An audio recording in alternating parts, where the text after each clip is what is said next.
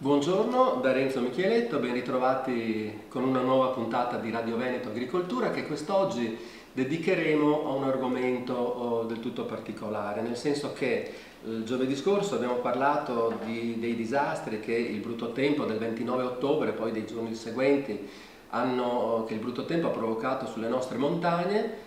Ma oggi parleremo delle conseguenze che quel brutto tempo ha causato lungo le nostre coste.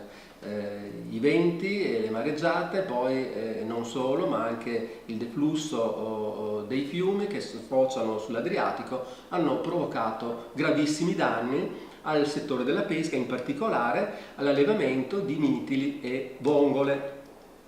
Parleremo di questo con la dottoressa Alessandra Liviero di Veneto Agricoltura, che già abbiamo avuto occasione di incontrare qui nello studio di Radio Veneto Agricoltura in passato, ma quest'oggi approfondiremo proprio di questo argomento. I danni causati dall'acqua che scende dalle montagne lungo i fiumi e che sfocia in Adriatico ha provocato grossissimi danni sia nelle lagune ma anche in Adriatico, quindi nel mare.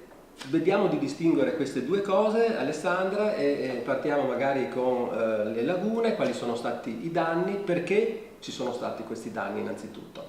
Allora, per quanto riguarda le lagune, i danni maggiori si sono registrati nelle lagune del Delta del Po, nel nostro Polesine.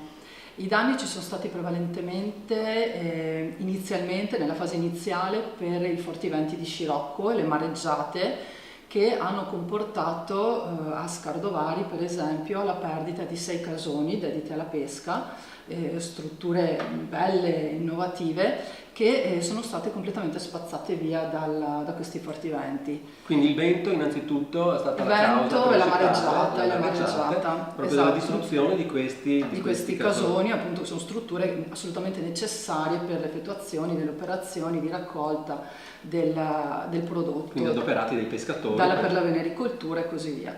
Il valore stimato di perdita di questi casoni è di circa tra i 25 e i 30.000 euro a casone, tenendo presente che comunque si tratta di opere che devono essere comunque recuperate dal mare e poi ovviamente anche smaltite, certo. Quindi il costo aumenta anche per questo motivo. Però i danni maggiori sono stati causati ovviamente dalla salinità che è stata modificata proprio dall'apporto di acque dei fiumi dolci che arrivavano. Esatto, le lagune si caratterizzano proprio per questo ecosistema di acqua molto salmastra che rende ovviamente agevole e profittevole la coltivazione appunto di vongole di laguna, le vongole veraci, certo. Che chiamiamo noi le Tapas filippinarum. Quindi hanno bisogno di una certa tipo di acqua, di salinità. Per esempio a Caleri nei giorni scorsi la salinità era dell'8 e del 5 per 1000, tra il 5 e l'8 per 1000, quindi una salinità molto molto bassa. Proprio perché c'è stato un afflusso. Un afflusso considerevole di acqua dolce dai fiumi, dal Po principalmente, dall'Adige.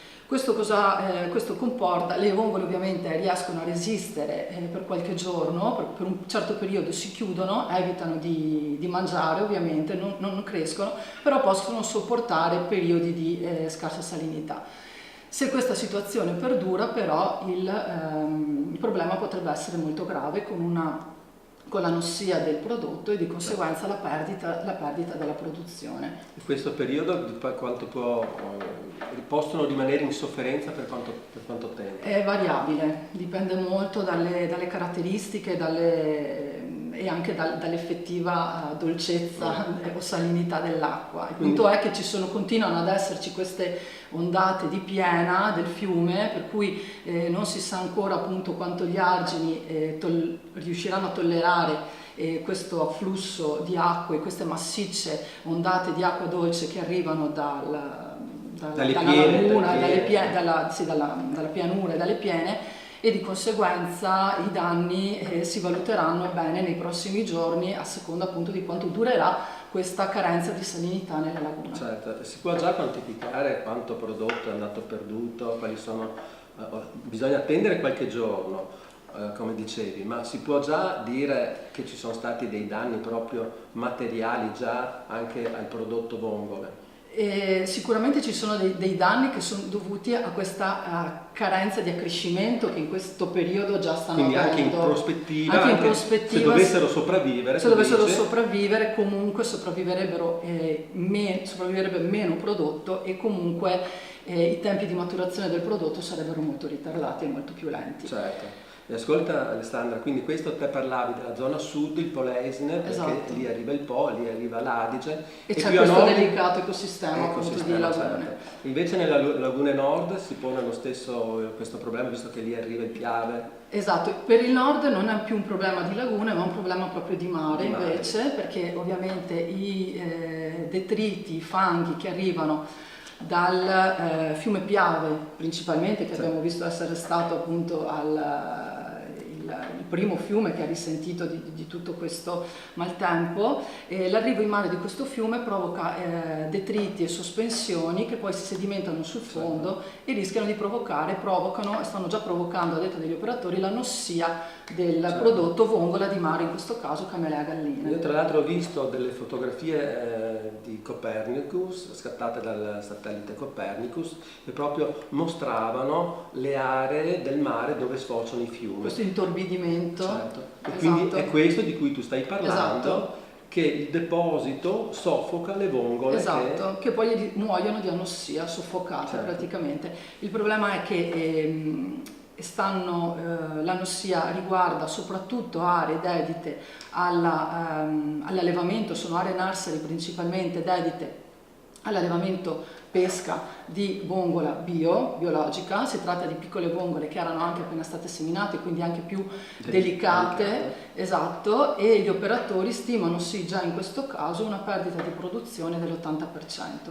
Si tratta comunque di dati e valori immediati, però bisogna valutare poi anche nel tempo, nei prossimi anni, per quanto tempo il fondale rimane, diciamo, sporco e inutilizzabile poi per la produzione, perché ci vuole tempo perché l'ecosistema si ripristini. Quanta gente ci lavora in questo settore? Quanti operatori? Quanti ci sono? Tra quelli che lavorano a mare e quanti invece lavorano nelle lagune? Allora, questa a livello per quanto riguarda la Camelea gallina in questo specifico comparto, stiamo parlando del Consorzio Gestione Vongole di Venezia. Sì.